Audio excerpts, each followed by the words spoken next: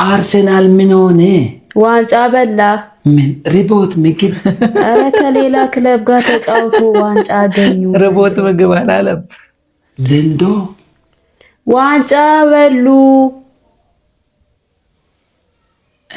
ምንድነው እሱ? አንተ እግር ኳስ ተጫውቶ ነው ከሌላ ክለብ ጋር። አሃ ከዛ ስርባቸው ነው የበሉት። ኧረ ዋንጫ ነው የተባልከው። ዋንጫ አታውቅም? እንትን የምጠጣበት ነው።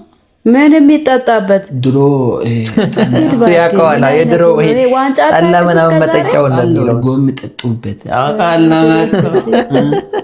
እንደሚያውቅ ሰው ደግሞ አውቃለሁ። ዋንጫ የሆነ ነገር ሲያሸንፉ የሚሸለሙት ነገር ገባን ብር።